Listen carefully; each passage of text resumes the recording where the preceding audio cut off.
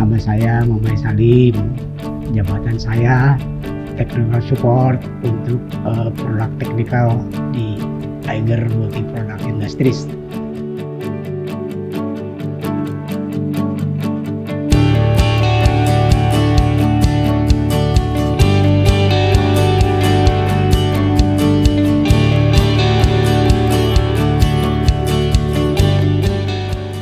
Di Tiger saya kerja sejak tahun 1990 juga sudah ada di perusahaan ini. Jadi berbagai jabatan sudah saya jalani.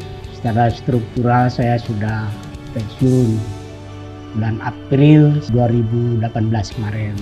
Awalnya saya naik turun gunung pada tahun 1974.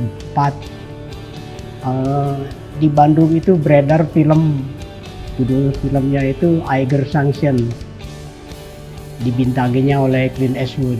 Dari situ saya ngelihat, wah, naik gunung itu seperti ini, bukan seperti yang saya lakukan, karena saya melakukannya bawa ransel, bawa panci, bawa tikar kayak gitu. Setelah nonton itu, wah, kebayanglah saya itu ingin seperti di film itu, ingin yang namanya naik gunung itu bawa paku tebing, bawa palu, itu nggak kesampaian. Baru pada tahun 1978 di Bandung ada pertemuan pencinta alam pendaki gunung se-Indonesia. Saya jadi panitia, saya jaga stand pameran. Nah, di stand pameran itu ada buku-buku. Terus ada satu buku yang bagus, sampai sekarang akhirnya saya beli, ada di meja saya. Nama judul bukunya itu From Hill Walking to Alpine Climbing. Ini buku yang saya cari, saya bilang ini. Dipelajari dari situ, akhirnya saya ngereka-reka bahwa saya beralihlah jadi pemanjat. Saya belajar sendiri manjat pasti dengan metode yang salah, karena nggak ada yang bimbing.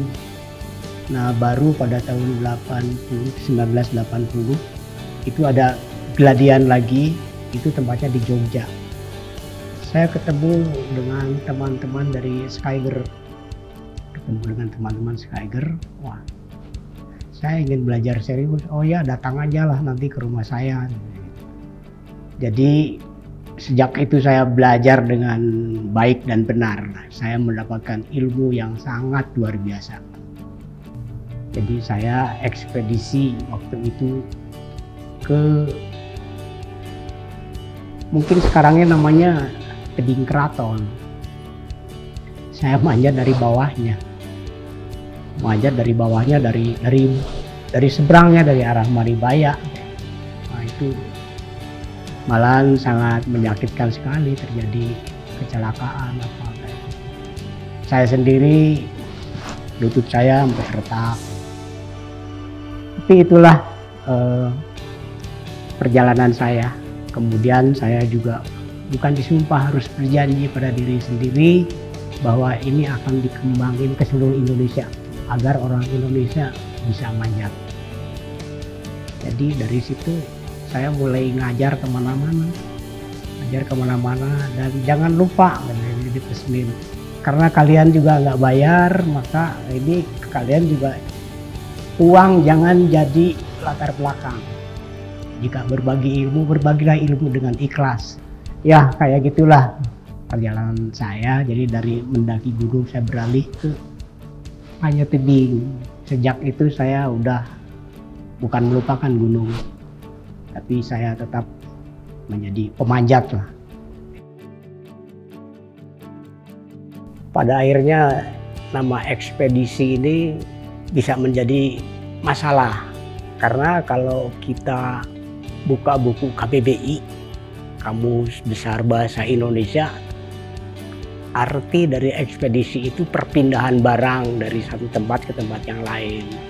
Tapi dalam dunia petualangan yang namanya ekspedisi itu harus ada tujuan dan maksud. Sebagai contoh, saya mau ke Yosemite.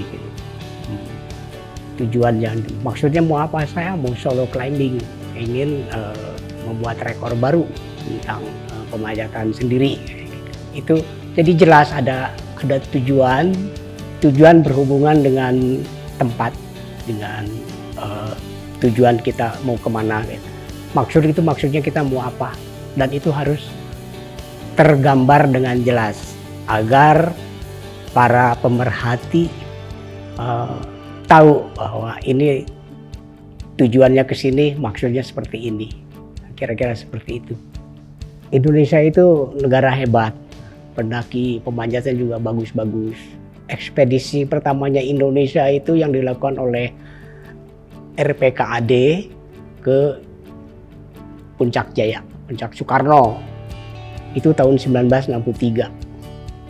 Ya, dia bekerja sama dengan Tokyo University. Dia menancapkan bendera di puncaknya Puncak Soekarno atau sekarang Puncak Jaya.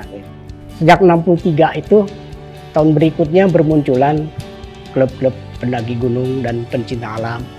Contohnya ya 1964 di Bandung ada Wanadri, di Jakarta ada Mapala UI, kemudian tahun berikutnya ada Extemas di Bandung, terus ya akhirnya berkembang pesat di Indonesia tentang perhimpunan pendaki gunung atau pencinta alam. Terus, nah rata-rata ekspedisinya itu di dalam negeri. Tahun 1976 Mapala UI ke Himalaya.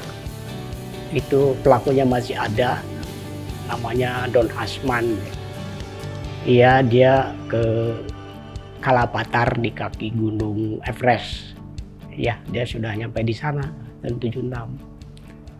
Kemudian tahun 81 atau 82 saya lupa ya, itu Wanadri ke menjajal beberapa pegunungan di Alpine, di Swiss, di Prancis sampai tahun 82-an lah. Kemudian tahun 85 saya sendiri ke Alpine juga. Saya coba naik Gunung Eiger. Gagal ya, karena winter, salah musim saya. Tapi tahun berikutnya saya nggak ikut. Teman-teman yang lain ikut dan berhasil menciptakan jalur Indonesian Road di Gunung Eiger. Kemudian dari situ mulai ekspedisi di Indonesia ini menjamur. Saya sendiri tahun 87 ke mana? Ke Gunung Kilimanjaro, tertinggi di Afrika. Itu bawa sepeda bersama Pak Imo ya. Terus teman-teman yang lain juga ada 9 wanita mendaki Gunung Himalaya. Dan ketemu saya di Nepal. Naik, kalau bersama-sama sih enggak kayak gitu. Naik gunung yang sama ke Island Peak. Dan sejak, ya terus terang lah, sejak itu menjamur sekali ekspedisi. Eiger merambah ekspedisi, ya itu setelah 93 ekspedisi di Indonesia itu bukan terhenti ya, tapi berkurang.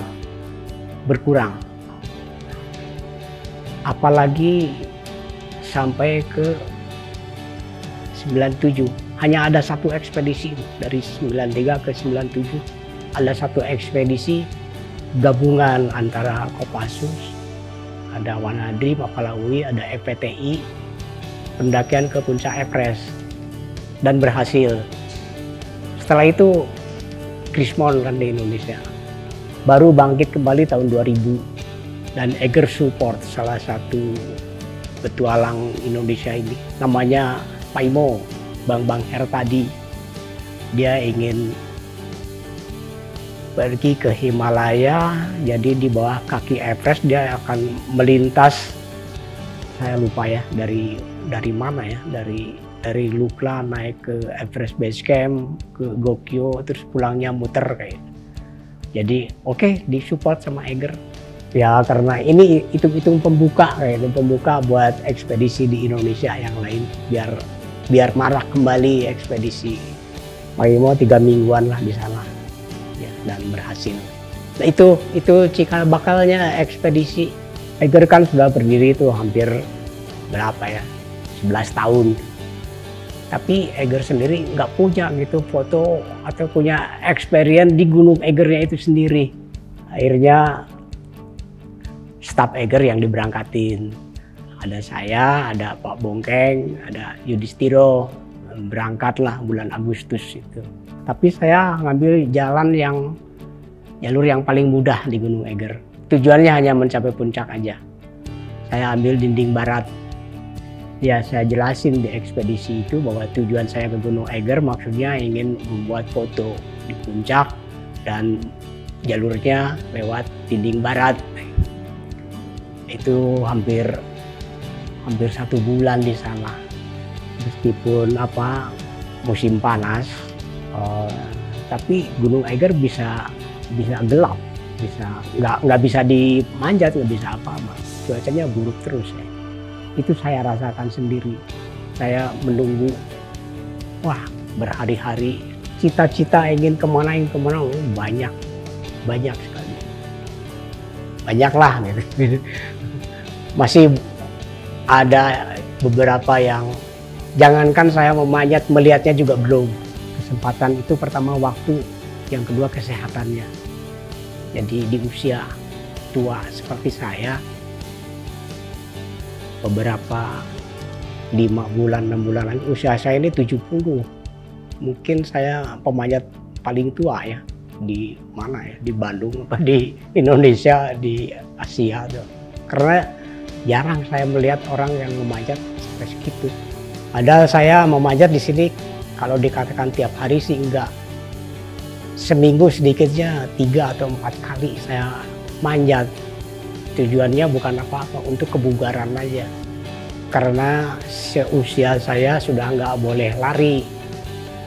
Join saya ini udah nggak bagus.